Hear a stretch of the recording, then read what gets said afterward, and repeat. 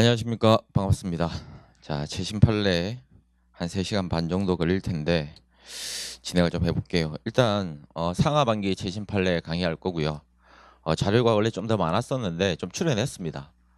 어차피 뭐 나올지도 안 나올지도 확실치 않은 것들, 중요하지 않은 것들은 다 빼버렸고요. 그리고 W 주문에 있는 것들이 있죠. 상하반기 중에서도 올해 판에 있는 것들은 제가 과감하게 그냥 지워버렸습니다. 시간도 없고 빠듯한데 했던 것들 계속 반복하기가 시간이 아까웠기 때문에 빼버렸고요. 근데 이제 매우 중요한 것들은 일단 몇 가지 넣어놨는데 자세하게 설명드리지 않을 거예요. 중요한 것들 위주로만 자세하게 설명드리고 넘어갈 겁니다. 그리고 기존에 있던 판례의 법리하고 동일하거나 사실관계 자체가 거의 흡사한 것들도 대부분 빼버렸습니다. 왜? W 지문에 다 있으니까 굳이 뭐 중복해서 공부할 필요가 없겠죠. 그렇게 알아주시고요. 넘어가겠습니다. 자, 1페이지 바로 가볼게요. 재형법정주의에 대한 문제.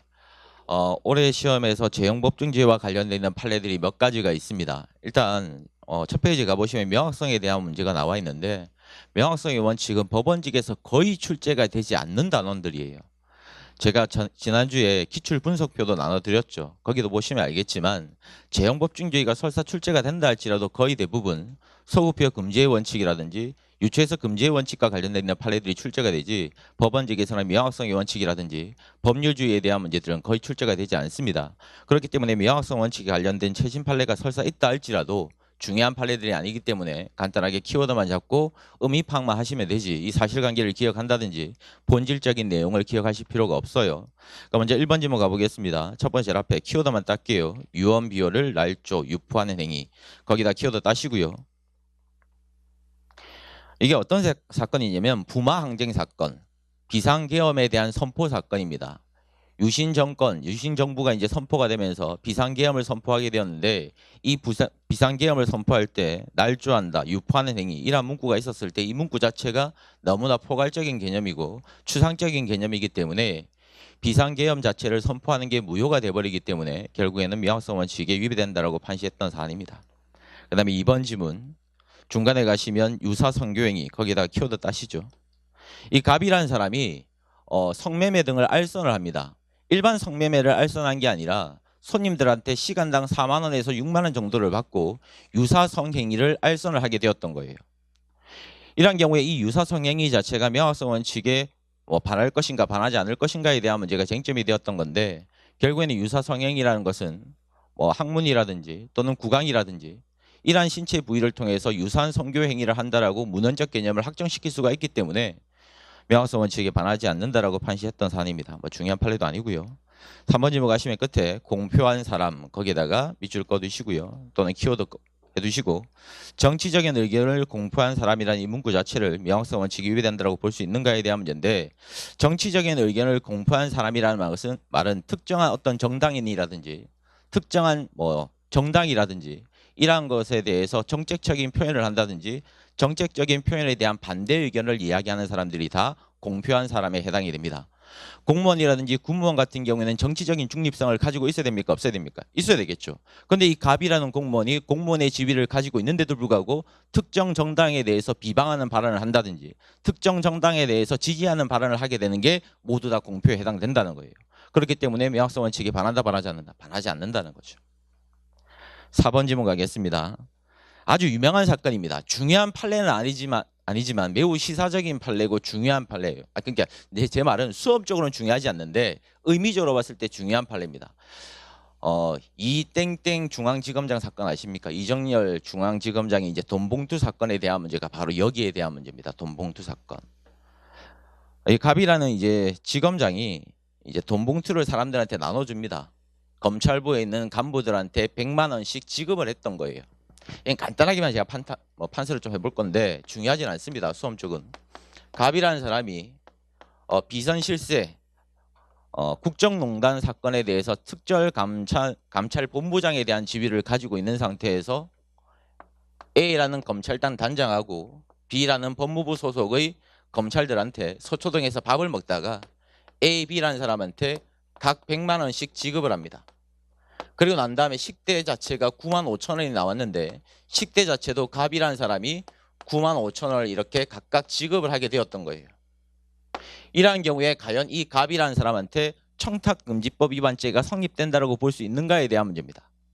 청탁금지법 같은 경우에는 100만 원 이상을 공무원한테 지급을 하게 되면 명목 여하를 불문하고 청탁금지법 위반죄가 성립이 돼버립니다.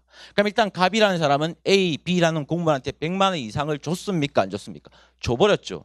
그런데 다만 청탁금지법에는 단서가 있어요. 상급자가 하급자한테 격려 차원에서 위로 차원에서 돈을 주는 경우에는 예배로 한다는 단서가 있습니다. 그러니까 만약에 이 갑이라는 사람이 A, B라는 사람의 상급자가 된다라면 죄가 되겠습니까? 안 되겠습니까? 안 되겠죠. 그래서 이런 문제가 나오는 거예요. 그럼 첫 번째 제일 앞에 상급이라는 개념 자체는 사전적으로 봤을 때 보다 높은 등급, 계급을 의미할 뿐이고, 두 번째 줄에 가시면 처벌 규정의 소극적 구성 요건을 문헌에 가능한 의미를 벗어나서 지나치게 좁게 해석한다. 거기다가 밑줄 꺼두시고요. 이 말이 뭐예요, 결국? 유리한 것을 제한적으로 해석할 수 있다는 말입니까? 없다는 말입니까? 없다는 거예요. 유리한 사유를 제한적으로 해석을 해버리면 피고인한테 불리해져 버립니까? 유리해져 버립니까? 불리해져 버리기 때문에 불리한 유추 해석을 할 수 있다 없다? 없다는 거죠. 그러니까 결국에는 이 상급이라는 개념은 어떻게 해석해야 된다? 넓게 해석해야 된다는 거예요. 그래서 결국에는 이 갑이라는 사람한테 상급이 인정이 돼버렸기 때문에 실제로 무죄가 인정이 돼버렸던 사건입니다. 자, 이제 매우 중요한 판례가 나왔습니다. 5번, 6번 전원합의체 판례고요. 매우 중요합니다. 이것도 이제 국정농단 사건이에요. 이거는 출제 가능성이 높은 판례 중에 하나이기 때문에 정확하게 좀 기억을 하시고요. 사실관계도 좀 기억을 해두십시오.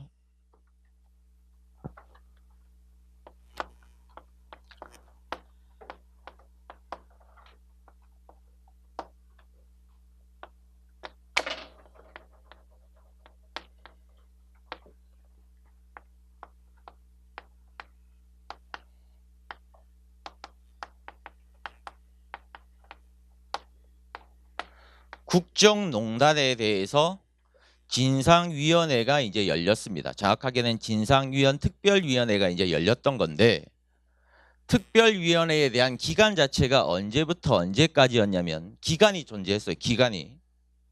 이 특별위원회가 365일 계속 열리는 게 아니라 2016년 10월 달부터 예를 들어서 2017년 1월 10일까지 만약에 기간이 열리게 되었다.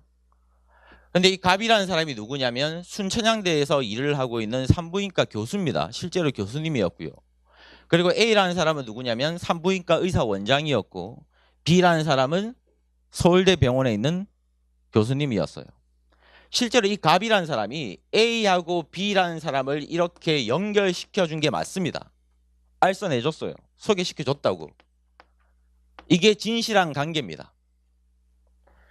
조사위원회에 있는 특별위원회에 있는 을이라는 임원이 갑이라는 사람한테 질문을 합니다. 당신이 A하고 B를 소개시켜 줬지요? 라고 물어보니까 갑이라는 사람이 아니요 라고 허위의 공수를 하게 되었습니다.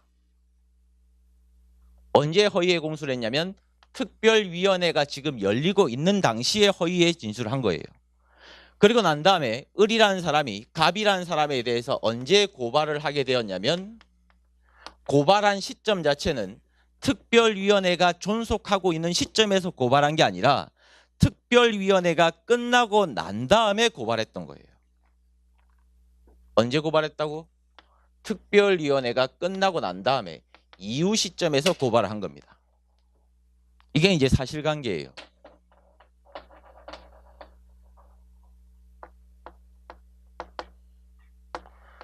국회 증언감정법에 보게 되면 14조에 뭐라고 되어 있냐면 고발을 하게 되는 경우에만 소출을 할 수 있다 이렇게 되어 있습니다. 그리고 15조에는 뭐라고 되어 있냐면 고발을 하기 위해서는 무조건 고발할 수 있는 게 아니라 제적위원회 3분의 1의 연설을 가지고 있는 경우에 한해서만 고발할 수 있다 이렇게 되어 있어요. 그럼 결국에는 고발하기 위해서는 어떤 요건을 구비해야 됩니까? 제적이온의 몇 분의 몇 이상? 3분의 1 이상의 연서가 필요해요. 근데 이 연서 자체가 존속기간 내에 연서가 있어야 될 것인가, 아니면 존속기간이 끝나고 난 다음에 연서를 해도 상관이 없을 것인가에 대한 문제예요. 근데 실제 이 사건에서는 고발이 언제 했다고 했어요? 이후에 했다고 해버렸죠. 이후에도 연서가 만약에 인정이 돼버리고 고발이 인정이 돼버리면 피고인한테 유리해져 버립니까? 불리해져 버리지. 그러니까 형벌법규는 어떻게 해석해야 된다? 엄격하게 해석을 해야 되니까 연서와 고발을 언제 해야 되는 거예요? 특별위원회 기간 내에서 의원들이 연서를 해가지고 고발을 하게 되었을 때만 결국에는 고발의 효과가 인정이 된다는 겁니다. 그럼 실제로는 이거는 이제 고발이 되는 거예요, 안 되는 거예요? 적법한 고발이 아니니까 공소 제기도 적법한 겁니까? 적법하지 않은 거. 적법하지 않으니까 실제 사안에서 갑이라는 사람한테 공소기각 판결을 해버렸던 거예요. 이것도 아주 중요한 판례고 이제 전합의체 판결이기 때문에 정확하게 좀 숙지를 해두시고요. 5번 질문 가시면 첫 번째 줄 제일 앞에 국회 증언감정법 거기다 밑줄 꺼두시고요. 두 번째 줄 가시면 설명드리진 않았지만 끝에 위증을 한 사람이라 할지라도 스스로 자백을 하게 되는 경우에는 처벌하지 않는 규정이 있고요. 즉 고발을 할 수 없게끔 하는 규정이 있고, 세 번째 줄 가시면 제일 끝에 14조 1항에서 위증죄는 고발을 소추 요건을 한다 안 한다. 일단 첫 번째 쟁점은 고발을 소추 요건을 합니다. 그런데 이 고발 자체가 언제 이루어져야 된다? 특별위원회 존속기간 내에서 이루어져야 된다는 거예요. 그렇기 때문에 6번 질문 가시면 첫 번째 앞에 특별위원회가 소멸되었다 안 되었다. 소멸되었다고 벌써 전제를 깔아버렸죠. 소멸되고 그리고 난 다음에 나중에 의원들이 3분의 1 이상의 연서를 받아가지고 고발을 하게 되면 피고인한테 유리하다 불리하다? 불리해져 버린다. 유치해석 금지 원칙에 반한다 반하지 않는다? 반해버리는 거예요. 실제 사안에서 을등과 같은 국회의원이나 의원들이 18명 중에 13명의 연서를 받아가지고 고발을 하긴 했습니다. 하지만 언제 했다고? 이후에요. 이후. 넘어가겠습니다.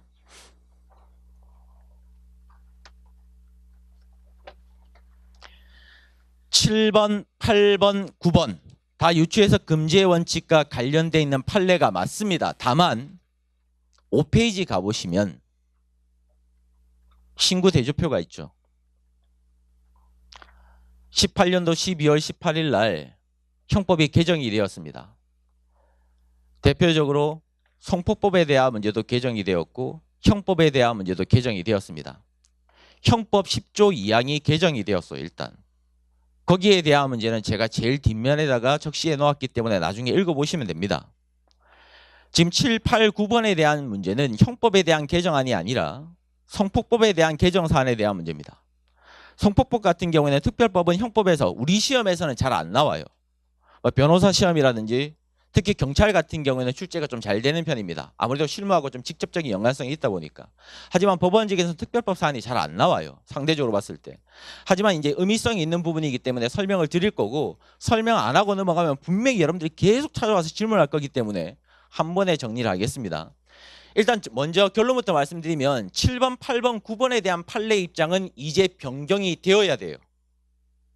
그리고 전원합의체 입장으로서 기존에 있던 판례를 폐기시키지 않는 이상 판례는 없어지는 게 아니라 그대로 남아있는 겁니다. 다시 한 번 더 남아있는 거라고.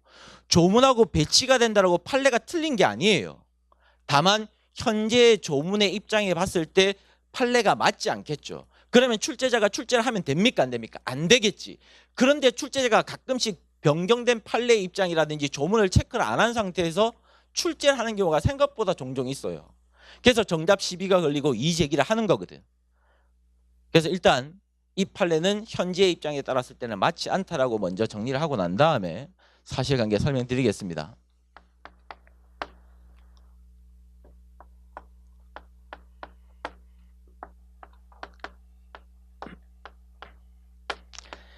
A라는 남자가 있었고요. B는 A라는 사람의 본처입니다. 그리고 A라는 남자하고 갑이라는 여자가 내연관계에 빠져 있다. 그리고 갑이라는 사람하고 A라는 사람이 성행위를 했고요. 그 행위를 촬영을 했습니다. 갑이라는 사람이 A하고의 성행위를 촬영하고 난 다음에 그 촬영한 영상물을 자기의 PC에 저장을 시켜두었습니다. 그런데 A, B가 헤어져 버렸어요. 그래서 갑이 열받았죠. 그래서 갑이 자기 PC에 저장되어 있던 촬영물을 동영상을 클릭을 했어요. 재생이 되고 있습니다. 그 상태에서 갑이라는 사람이 자기의 핸드폰을 통해서 그것을 다시 촬영했습니다. 그리고 난 다음에 그 사진을 누구한테 보냈냐면 A의 본처인 B라는 사람한테 전송을 시킨 거예요. 제가 아직 목 상태가 좀 안 좋은데, 이러한 경우에 이 갑이라는 사람한테 성폭법 제14조에 대한 문제가 인정이 될 수 있는가 없는가에 대한 문제입니다. 우리가 지금까지 공부했던 판례 중에 가장 대표적인 판례가 뭐가 있냐면 버디버디 채팅 사건이 있어요. 다른 사람의 신체를 촬영하게 되었을 때 성폭법 위반죄가 성립될 수 있는가에 대한 문제가 기출된 적이 있습니다. 이제 개정되기 전입니다. 지금 개정되고 이후가 아니라 개정되기 전 같은 경우에는 다른 사람의 신체라고 했을 때 그 신체는 어떤 신체를 말해요? 이미지 파일을 말하는 겁니까? 직접을 말하는 거예요. 직접 다른 사람의 신체를 촬영하게 되었을 때만 성폭법 위반죄가 성립이 돼요. 그런데 지금 이 사안에서는 직접 촬영한 겁니까? 아니면 이미지 파일을 촬영한 거예요? 이미지 파일을 촬영했죠. 그러면 결국에는 이 촬영 자체는 다른 사람의 신체를 촬영했다고 볼 수 있습니까? 없죠. 그러면 촬영물이 아니기 때문에 그것을 다른 사람한테 반포하거나 제공을 한다 할지라도 성폭법 위반죄가 성립이 될 수가 없어요. 하지만 이제 뒷페이지 가보시면 조문이 변경되었죠. 뒷페이지 넘겨보세요. 보시면 신구 대조표가 있잖아요. 지금 구법, 신법, 구법, 신법. 신법을 먼저 한번 읽어보세요. 제가 10초 드릴 테니까. 1항도 한번 읽어보시고 2항도 한번 읽어보시고 3항도 한번 읽어보세요. 이제 다른 사람의 신체입니까? 신체예요. 신체. 그리고 2항을 가보시면 촬영물, 복제물도 포함됩니까? 안 됩니까? 포함돼요. 그러면 이제 바뀐 조문에 따르게 되면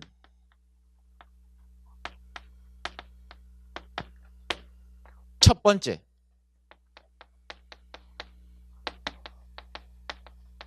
스스로 촬영한 촬영물을 다른 사람한테 반포하게 되는 경우에도 성폭법 위반죄가 이제는 성립될 수 있습니까? 없습니까? 이제는 되는 거예요. 이제는. 예전에는 안 됐어요. 다른 사람의 신체라고 돼 있었기 때문에. 신법에 따랐을 때는 제가 됩니다. 신법에 따랐을 때는. 두 번째,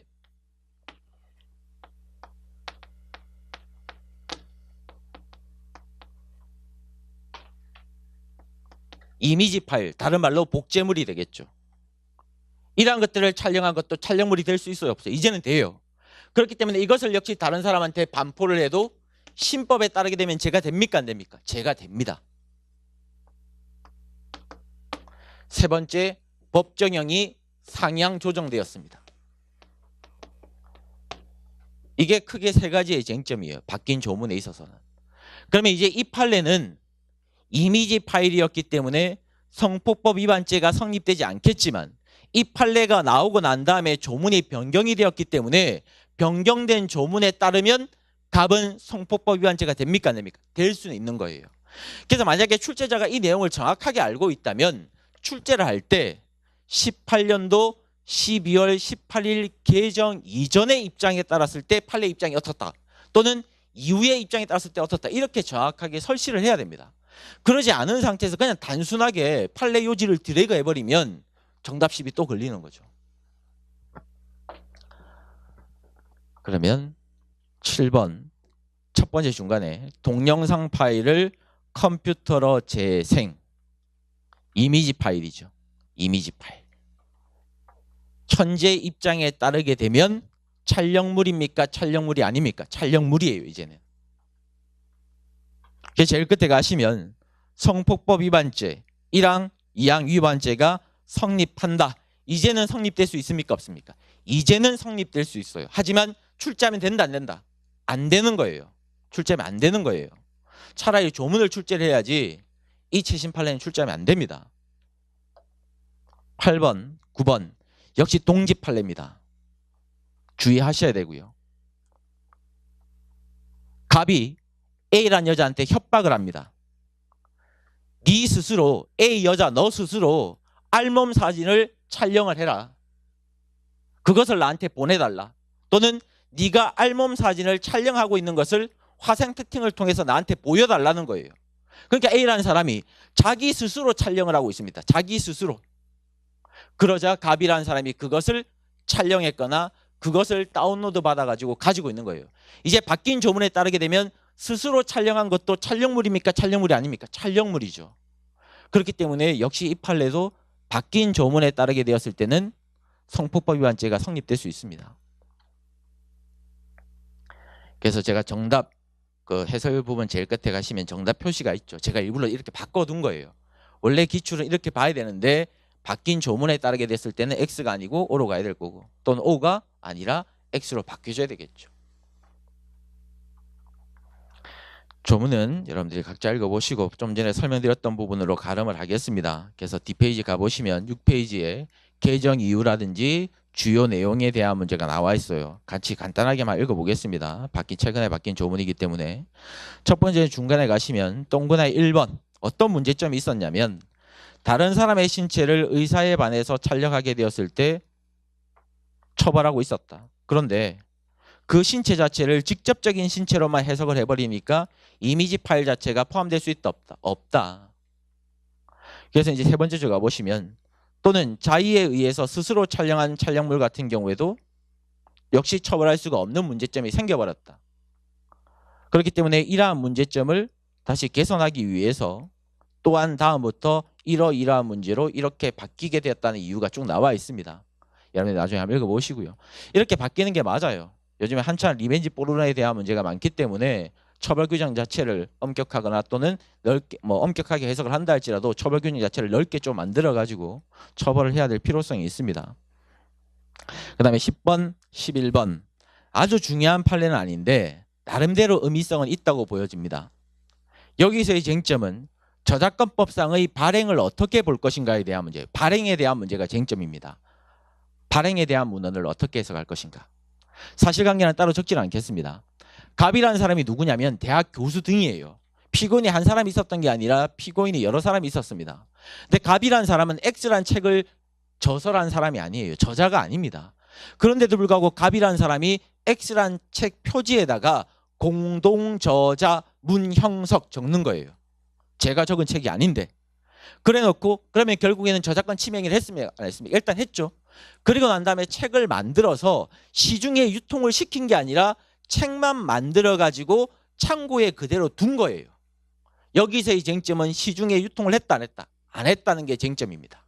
그러면 발행이 인정이 되기 위해서는 복제 배포하는 행위가 인정이 되어야 되는데 해설 부분 첫 번째 줄 끝에 가보시면 복제 점 뭐라고 되어 있어요? 배포라고 되어 있죠. 그럼 그 가운데 점 있죠? 가운데 점에다가 동그라미를 딱 쳐두세요.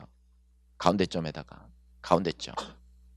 여기서의 쟁점은 이 가운데 점을 and라고 볼 것인가 또는이라고 볼 것인가에 대한 문제가 쟁점이에요. 지금 시중을 했습니까? 유통을 했습니까? 안 했습니까? 안 했기 때문에 지금 배포를 했다고 봐야 됩니까? 안 했다고 봐야 됩니까? 안 했다고 봐야 되는 거예요. 그러니까 판례 입장은 이 가운데 점은 또는에 대한 문제가 아니다. and에 대한 문제라고 해석을 해야 된다. 그렇기 때문에 발행이 인정이 되기 위해서는 저작권 침해 행위를 했고 즉 복제를 하고 뭐도 해야 된다? 발행까지 하게 되었을 때만 즉 배포까지 하게 되었을 때만 발행이 되는데 실제 배포가 이루어지지 않았기 때문에 무엇만 한 것에 불과한 거예요? 복제만 한 거에 불과한 거죠. 그러니까 결국에는 발행이다 아니다. 발행이 아닌 거죠. 그래서 결국에는 저작권 침해 행위가 인정되지 않았던 사건입니다. 형벌 법규는 어떻게 해석해야 된다? 원칙적으로 엄격하게 해석을 해야 된다. 당연히 이것을 또는이라고 해석을 해버리면 피고인한테 너무나 불리해져 버리잖아요. 넘어갑시다. 자, 12번. 이게 좀 어려운 판례입니다. 이 말장난인데 중요하지만 어려운 판례예요.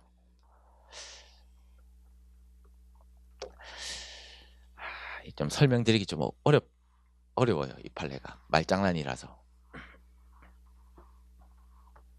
일단 무고죄 사건입니다. 무고죄 사건인데 형법상의 무고죄 사건이 아니라 특별법상의 무고죄 사건입니다.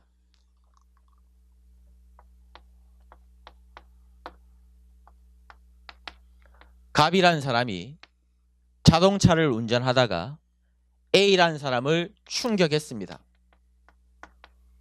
그리고 난 다음에 갑이라는 사람이 도망을 가버렸습니다. 즉 뺑소니 운전을 하게 되었던 거죠. 이게 팩트예요. 이게 사실이라고. 실제 사실. 그러니까 A라는 사람이 갑이라는 사람을 고소했습니다. 갑이라는 사람이 나를 충격하고 난 다음에 구호 조치도 이행하지 않은 상태에서 도망을 가버렸습니다라고 고소를 했던 거예요. 그러니까 갑이라는 사람이 수사기관에 가서 또 뭐라고 이야기하냐면 나는 A라는 사람을 충격한 적이 없다. 나는 뺑소니를 한 적이 없다. 즉 A라는 사람이 나를 무고하고 있으니까 A라는 사람을 무고죄로 처벌해 주십시오. 이렇게 지금 신고했던 거예요. A가 무고하고 있으니까 A를 무고죄로 처벌해 주십시오. 이렇게 허위 신고했다. 말장난이 계속 말장난이 나올 거예요. 지금부터.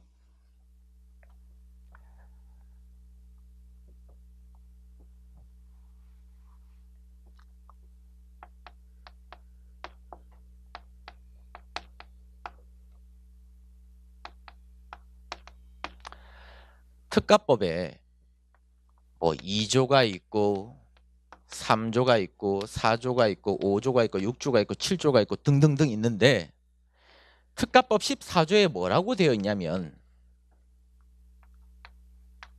이 법에 규정된 범죄를 무고한 사람은 무고죄로 처벌한다. 이렇게 되어 있어요. 다시 한 번 더. 이 법에 규정된 범죄를 어긴 사람을 무고한 사람은 무고죄로 처벌한다. 그러면 첫 번째 문제가 뭐냐면 이 법에 규정된 범죄를 어떻게 해석할 것인가에 대한 문제인데 이 법에 규정된 범죄는 14조를 제외한 범죄를 말합니다. 2, 3, 4, 5, 6, 7, 8, 9, 10, 11, 12조까지. 그럼 14조는 지금 무고죄입니까? 무고죄가 아닙니까? 이게 무고죄지. 이 사람을 무고로 처벌한다니까. 그러면 결국에는 갑이라는 사람의 표현을 보게 되면 A라는 사람에 대해서 뺑소니 범죄를 범했습니까? 범하지 않았습니까? 범했어요. 그게 특가법 5조의 3입니다. 갑은 A를 특가법 5조의 3으로 범해놓고 나는 A를 충격한 적이 없다라고 했기 때문에 결국은 이 행위 자체가 몇 조에 해당이 되냐면 14조에 해당이 되는 거예요. 근데 지금 갑이 허위로 고소한 내용은 14조를 범했으니까 14조로 처벌해 주십시오. 이 말이거든. 이 말은 결국 내가 14조를 범했으니까 14조로 처벌해 달라는 거야. 말이 안 돼. 이게 참 말장난이라니까. 이게 참 이해시키기가 힘든 부분인데 쉽게 말하면 14조에는 무고죄에 대해서는 무고한 경우가 포함된다는 거예요? 안 된다는 거예요? 안 된다는 거예요. 다시 한 번 더. 14조는 13조까지에 대한 문제이기 때문에 14조가 무고죄잖아. 그러니까 무고죄를 범했다는 것에 대해서는 무고를 할 수가 없다고. 그러니까 결국에는 갑이라는 사람이 행동한 게 바로 14조에 대한 문제지. 그래서 이러한 경우에는 갑이라는 사람한테 무고에 대한 무고가 인정이 될 수가 없기 때문에 14조가 적용이 될 수가 없다는 거예요. 그럼 첫 번째 제일 앞에 가시면 갑이 교통사고를 야기하고 도주한 것은 사실입니다. 이건 팩트예요. 그런데 두 번째 줄에 뺑소니범으로 경찰에 허위로 고소를 했다. A 등을 무고죄로 처벌해달라고 경찰서에 제출하게 되었을 때 특가법상의 14조에 해당이 되는 게 아니라 해당되지 않습니다. 14조에는 14조가 포함된다 안 된다. 14조의 범죄 형태는 포함될 수가 없기 때문에 무고죄에 대한 무고죄는 인정이 안 된다는 거예요. 무고죄 이외의 범죄로 무고행위를 하게 되었을 때만 14조가 적용이 되는 거지 무고죄의 범죄에 대한 무고행위는 14조의 적용 대상이 아닙니다. 만약에 14조까지 포함을 시켜버리면 피고인한테 불리합니까? 유리합니까? 불리해져 버리지. 그러니까 결국에는 갑이라는 사람은 14조 위반죄가 돼버릴 거 아니에요. 넓게 해석해버리면. 13번 지문 중요한 판례 아닙니다. 단순 판례. 첫 번째 실 앞에 업무상 군사 기밀을 취급의 동그라미. 제가 취급의 동그라미를 하라는 이유가 있습니다. 일단 취급의 동그라미를 딱 해두시고요. 군사 기밀을 취급하는 갑이라는 피고인이 그 군사 기밀을 복사를 했고 원본은 그대로 반납을 하고 난 다음에 복사한 사본이라든지 복사본을 사무실이라든지 자기의 집에 가지고 와가지고 보관을 하고 있었습니다. 이러한 행위 자체를 제일 끝에 줄에서 나오는 탐지 수집 행위라고 볼 수 있을 것인가 없을 것인가에 대한 문제예요. 군사 기밀을 탐지 수집한다는 말은 적법한 권한 매체가 아니라 다른 말로 권한이 없는 사람이 군사 기밀을 알게 되거나 습득하게 되는 것을 탐지 수집 행위라고 봐야 된다는 겁니다. 그런데 실제 이 사람은 군사 기밀을 취급하는 사람이에요? 취급하지 않는 사람이에요? 취급하는 사람이기 때문에 권한이 있는 상태입니까? 없는 상태입니까? 있는 상태죠. 그러니까 결국에는 탐지 수집 행위라고 볼 수 있다 없다? 없다는 거예요. 즉 탐지 수집 행위를 넓게 보면 된다 안 된다? 안 된다는 거죠. 엄격하게 해석을 해야 되는 거죠. 14번도 중요한 판례는 아니고요. 단순 판례입니다. 첫 번째 앞에 보험급여 밑줄. 그리고 세 번째 중간에 보험급여 비용 밑줄. 여기서의 쟁점은 보험급여하고 보험급여 비용하고를 같은 개념으로 볼 것인가 다른 개념으로 볼 것인가에 대한 문제예요. 보험급여 같은 경우에는 건강보험에 가입한 사람들이 질병을 당하거나 아프게 되었을 때 제공되는 서비스 자체를 우리는 보험급여다라고 이야기하는 거고, 세 번째 줄에 있는 보험급여 비용은 누가 받는 거냐면 의사 등이 받는 거예요. 의사 등이 여러분들이 환자 감기라든지 또는 아팠을 때 병원에 가게 되면 보통 초진하거나 재진하게 되었을 때 4,500원, 3,200원 이렇게 받죠. 그렇게 받고 난 다음에 다시 보험공단으로부터 1인당 10,000원 정도 지원을 받습니다. 이게 바로 비용이에요.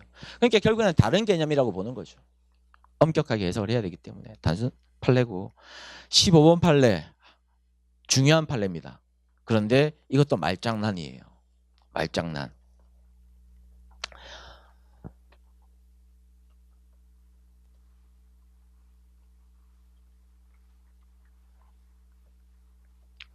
역시 조금 어려울 수가 있습니다.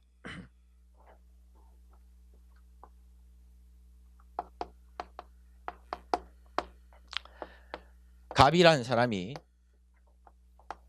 자동차를 몰고 가다가 A라는 사람이 지금 자전거를 타고 있었습니다. 그런데 갑자기 앞지르기를 해가지고 이 앞에서 급정차를 해버렸어요. 그러니까 A라는 사람이 너무나 놀란 나머지 넘어져가지고 상해를 입게 되었습니다. 이러한 경우에 이 갑이라는 사람한테 몇 조를 적용해야 될 것인가에 대한 문제예요. 몇 조로 처벌할까? 조문의 해석론입니다. 혹시라도 지금 조문집을 가지고 계신 분들은 물론 펴보지 않겠지만 257, 258, 258조의 2, 259조, 260, 261, 262조를 펼쳐보시면 돼요. 보지 마세요 그냥. 자, 262조에 보게 되면 조문에 뭐라고 되어 있냐면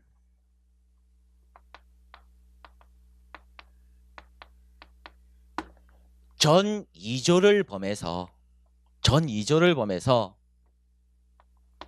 사람을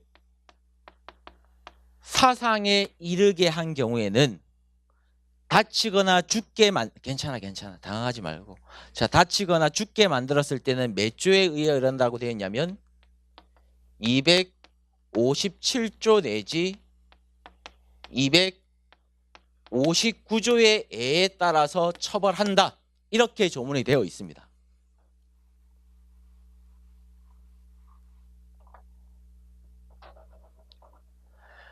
전 2조가 뭐가 되겠습니까? 60조하고 61조가 되겠죠. 260조가 폭행죄예요. 폭행죄. 261조가 특수폭행죄입니다. 위험한 물건 등을 휴대한 상태에서 폭행하게 되었을 때. 그럼 쉽게 말해서 폭행을 하다가 사람을 다치게 만들면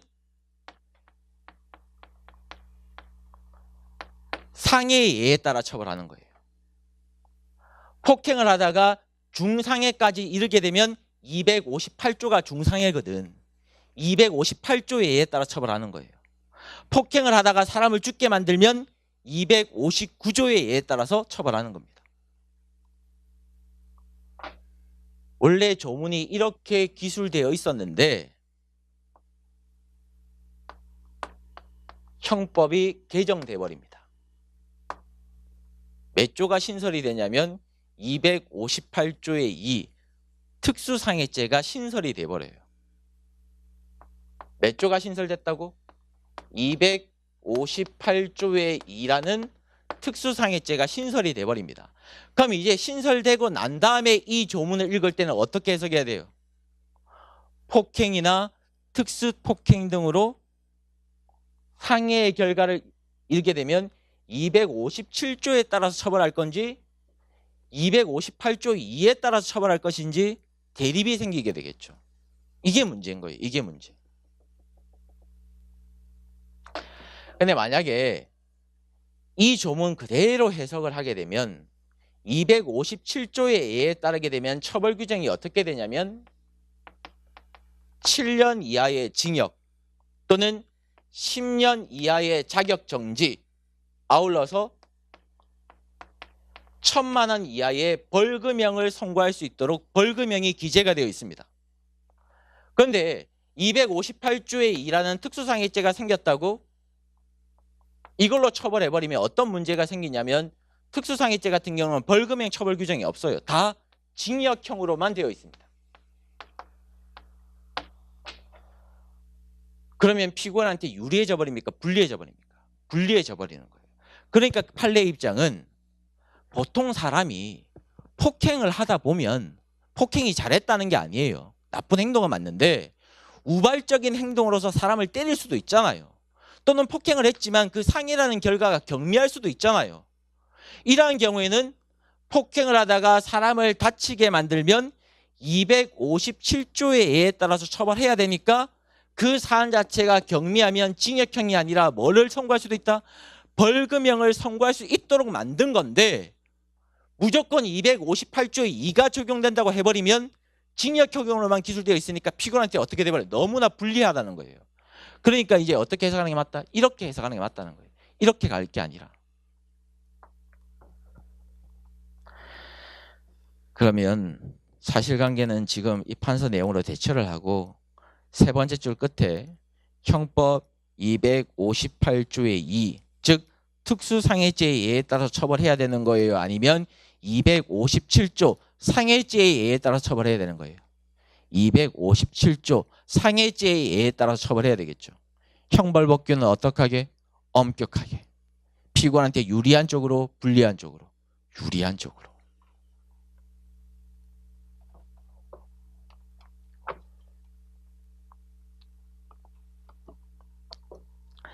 (16번) 역시 중요한 판례는 아닙니다. 체육진흥법에 대한 문제예요. 체육진흥법. 사실관계는 매우 간단합니다. 따로 판단은 하지 않겠습니다. 갑이라는 사람이 스포츠 토토 사이트를 운영하고 있는 사람입니다. 자기가 직접적으로 운영하고 있는 사람이 아니라 미국에 아주 유명한 불법 토토 사이트가 있는 거예요. 그 미국 사이트하고 계약을 체결해가지고 한국에서 중개 사이트를 운영하고 있는 사람이었습니다.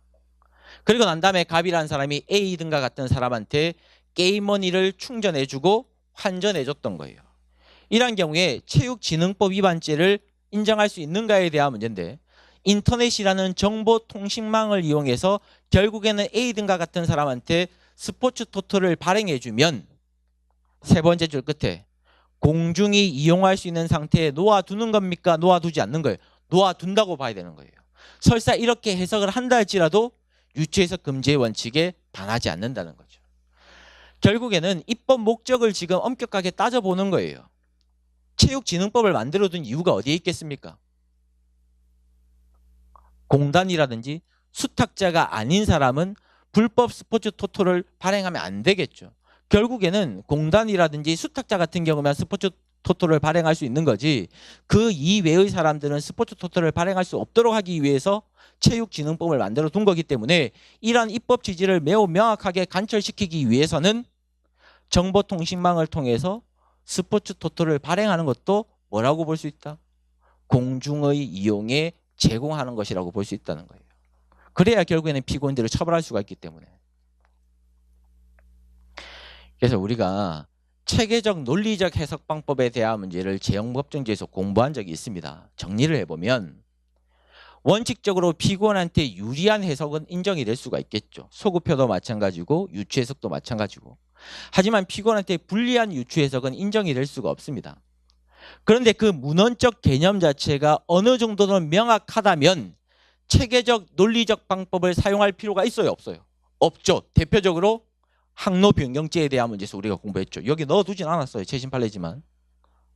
근데 반대로 문헌적 개념이 모호하다면 체계적 논리적 해석 방법, 즉 입법의 취지를 고려할 필요가 있다는 거예요, 없다는 거예요? 있다는 거예요. 그러니까 무조건 모 아니면 도라는 의미가 아니라 문헌적 의미를 어느 정도 특정할 수 있다면 체계적 논리적 해석 방법을 가미할 필요가 없는 거고, 문헌적 개념 자체가 어느 정도 약간 모호성이 있다라면 입법 취지를 고려해가지고 논리적 체계적 해석 방법을 가미해가지고 유추해석인지 아닌지에 대한 여부를 판단해야 된다는 거죠. 17, 18, 19 역시 매우 중요한 판례. 이 판례는 중요한 판례입니다.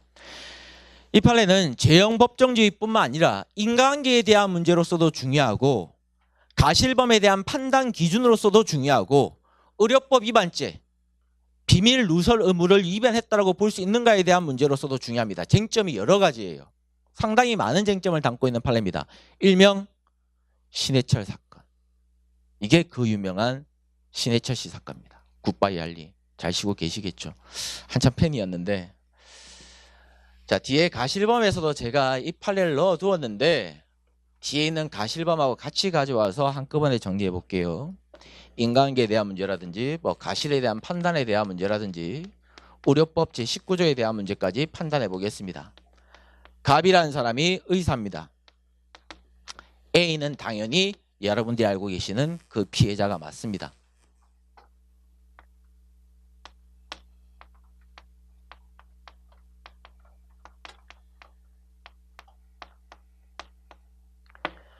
갑이 A한테 위장관 박리 수술을 해요.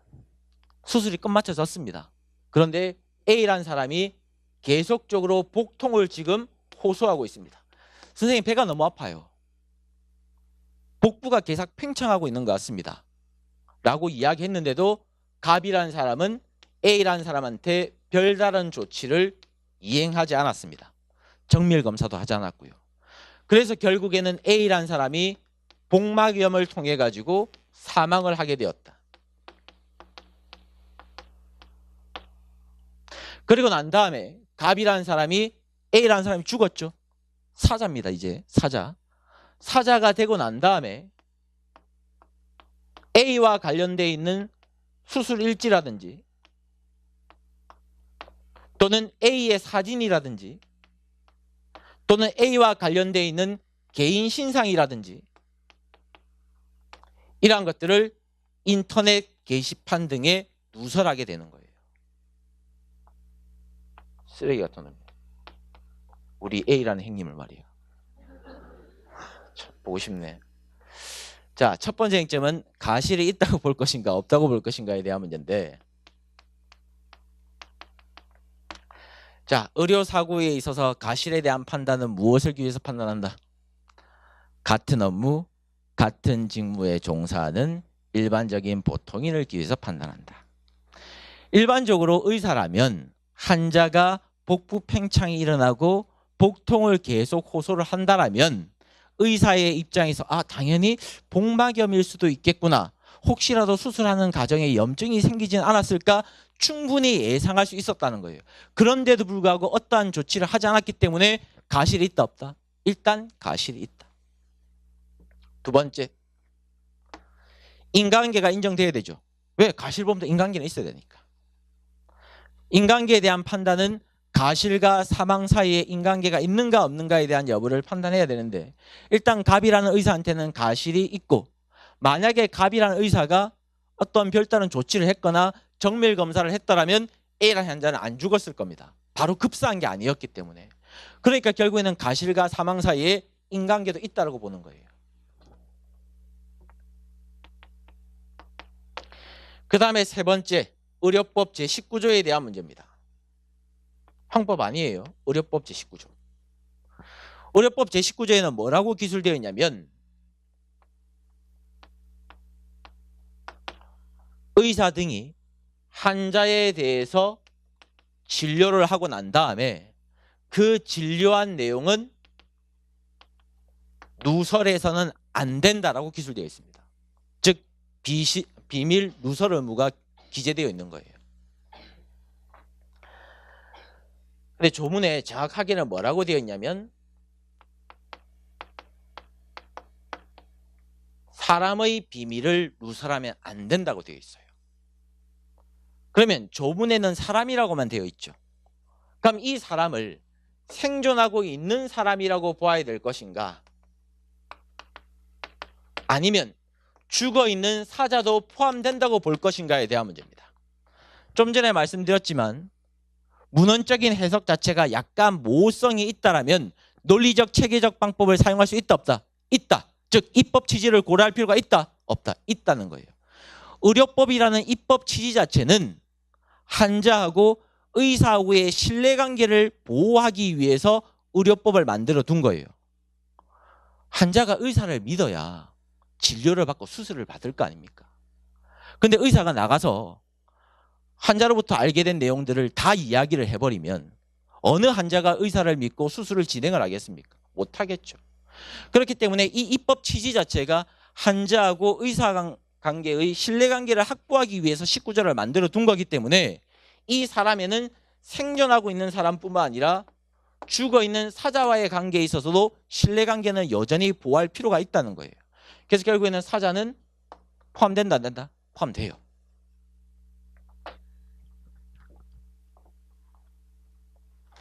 예, 17번 사망한 사람도 포함이 됩니다. 17, 18, 19 여러분들이 각자 한번 풀어보시고 읽어보십시오. 넘어가겠습니다. 자, 20번 질문도 좀 말장난인데 이건 사실관계가 거의 없습니다. 판례 전문을 봐도 사실관계를 통해 가지고 설명을 드리기는 좀 힘든 판례고요. 판례의 법리만 간단하게 한번 읽어볼게요. 첫 번째 제일 앞에 중요한 판례 아닙니다. 삭제하실 분들 삭제하셔도 돼요. 외국인이 대한민국 영역 밖에서 한 행위가 실제로 미국에서 어떤 행위를 하게 되었습니다. 그 행위가 그대로 대한민국 법률에 따라서 특정 범죄에 해당되는 경우뿐만 아니라 끊으시고 그 행위를 대한민국에서 한 행위라고 가정을 해봤을 때 대한민국 법률에 따라서 특정 범죄에 해당되는 경우에도 특정 범죄로 볼 수 있다. 참 말장난인데 이게 쉽게 말해서 뭐냐면 갑이라는 사람이 미국에 있는 군무원입니다. 예를 들어서 미국에 있는 군무원인데 미국에서 A라는 사람을 죽였습니다. 자, 그러면 첫 번째 끝으로 다시 돌아와서 대한민국 법률에 따랐을 때 이 갑이라는 사람의 행위는 살인죄가 될 수 있습니까? 없습니까? 살인죄가 될 수 있겠죠. 우리나라에 가지고 와봐도 우리나라의 법률을 적용해봐도 사람을 죽였으니까 살인죄로 당연히 될 수 있는 거고 이것도 특정 범죄고 두 번째 줄 끝에 대한민국에서의 행위로 가정적으로 구성해봤다. 이 말이 뭐냐면 실제 이 갑이라는 피고인이 군무원인데 외국에서 뇌물을 받은 거예요. 뇌물을 받았어요. 그런데 그 행위가 미국에서는 뇌물수수죄로는 처벌이 안 되었는데 만약에 우리나라에서 그러한 행위를 했다라고 가정을 해보면 뇌물수수죄가 될 수 있습니까? 없습니까? 될 수가 있겠죠. 왜? 군무원, 공무원으로 의제받는 사람이기 때문에 뇌물을 받으면 뇌물죄가 될 수 있다는 거예요. 이러한 경우에도 특정 범죄가 인정이 됩니다. 그러니까 결국에는 이 특정 범죄라는 개념은 넓은 개념이란 말이에요? 좁은 개념이란 말이에요? 넓은 개념이란 말이에요. 넓은 개념. 그래서 사실관계를 간단하게만 그려보면 이 갑이라는 사람은 우리나라 사람이 아니라 미국 군무원이었는데 우리나라가 아니라 미국에서 A라는 사람으로부터 뇌물을 받았고 이 받은 뇌물을 은닉하기 위해서 을과 병이라는 사람이 은닉을 함으로써 범죄 수익 은닉죄가 지금 성립돼 버리는 사안입니다. 그럼 결국에는 갑의 행위를 우리나라에 대한 행위라고 평가를 해보면 뇌물죄가 될 것이고 뇌물죄라는 중대 범죄를 통해서 얻게 된 것을 을과 병이 은닉해버렸기 때문에 을과 병은 범죄 수익 은닉죄가 성립될 수 있다는 거예요. 중요한 판례는 아니고 말장난이 이것도. 21번 이건 조금 의미성이 있습니다. 근데 이런 판례는 경찰직에서는 딱 출제될 수 있는 판례 같이 보이지만 법원직에서는 좋아하는 판례 스타일은 아니에요. 일명 액상담배 사건, 전자담배 사건입니다. 흡연자들 많으시죠? 뭐 저도 담배 피고 있는 입장인데 여기서의 쟁점은 담배를 어떻게 정의 내릴 것인가에 대한 문제예요. 그리고 제조를 어떻게 볼 것인가에 대한 문제입니다. 예전에는 담배를 어떻게 해석을 했냐면 연초, 입으로 만든 것을 빨게 하거나 또는 흡연하게 하거나 또는 그것을 쉽게 만드는 것을 다 담배라고 봤어요. 쉽게 말해서 입 자체를 담배라고 본 거예요. 입 자체를. 연초라는 입 자체를. 근데 요즘 같은 경우에는 전자담배가 많이 나왔죠. 뭐 아이코스부터 해가지고 액상담배 많죠.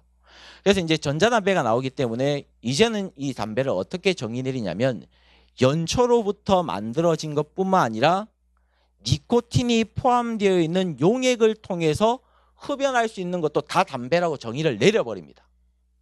그럼 정리해보면 이제 담배는 어떤 개념이다? 액상 전자담배도 담배다 담배가 아니다. 담배예요. 욕하고 싶은데 참아야지. 그리고 두 번째 줄 제일 앞에 가시면 니코틴이 포함된 용액 거기에다가 밑줄 끝에 증기로 흡입 밑줄 제일 끝에 이러한 것들도 이제 담배라고 볼 수 있다 없다? 담배라고 볼 수 있고 옆에 여백이 있죠. 이제 제조에 대한 문제를 좀 간단하게만 가피를 해볼게요. 물론 해설 부분에 나와 있지만 여러분들이 다 안 읽을 거니까 제조는 뭐냐면 이제 액상 담배 자체도 이제 담배라고 봐버렸기 때문에 담배의 제조 행위는 이렇게 용액이 있는데 니코틴만 들어있는 용액입니다. 니코틴만 들어있는 용액. 여기다가 사람의 기여도에 따라서 향료 등을 이렇게 가미시키는 거예요.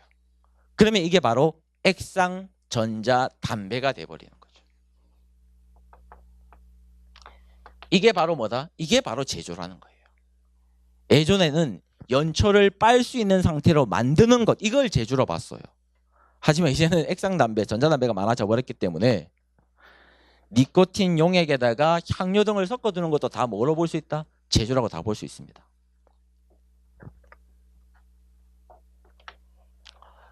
넘어가겠습니다. 22번 당내 경선 키워드만 따시고요. 한번 읽어보십시오. 중요하지 않습니다. 조금만 더 하고 10분 쉴게요. 범죄의 주체. 자, 범죄의 주체 부분은 전통적으로 법원직에 잘 나오는 단원이에요? 안 나오는 단원이에요? 안 나오는 단원이에요.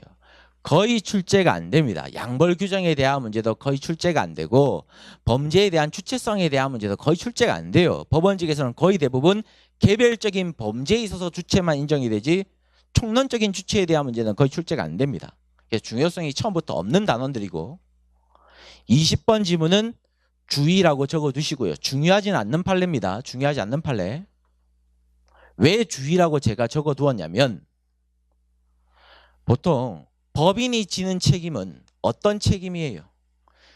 직접 책임입니까? 아니면 가실 책임이에요? 가실 책임이라고 우리가 지금까지 공부했죠. 왜 가실 책임입니까? 종업원이라든지 대표자가 위반 행위를 하게 되었을 때 법인이 제때 관리 감독을 하지 못한 가실이 있기 때문에 가실 책임이다라고 우리가 정의를 내렸던 거죠.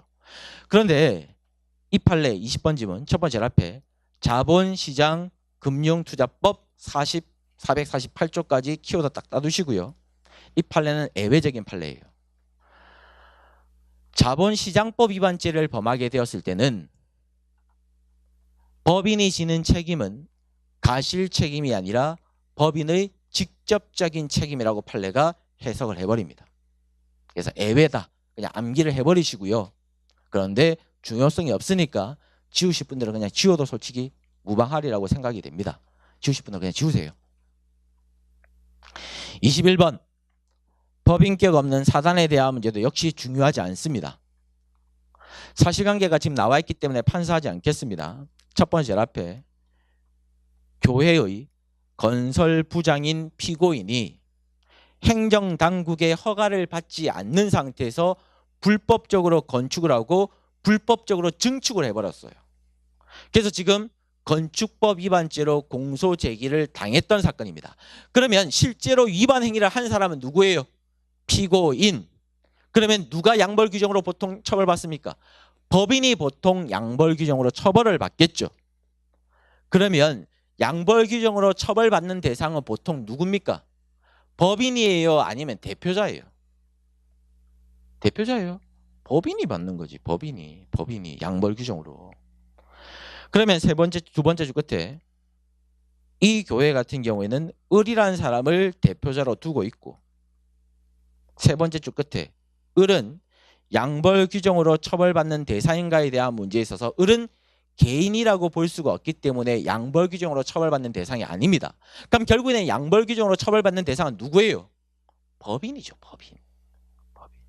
그러니까 법인이 관리 감독을 하지 못한 가실행위 때문에 그 가실 책임에 따라서 독자적인 책임으로서 양벌 규정을 받게 되는 거죠. 법인이. 그 대표자는 처벌 대상이 아니다. 그렇게만 기억하시고 그 판례도 지워버리시고요. 23번 판례는 중요합니다. 23번 판례는. 이 판례는 출제될 수 있어요.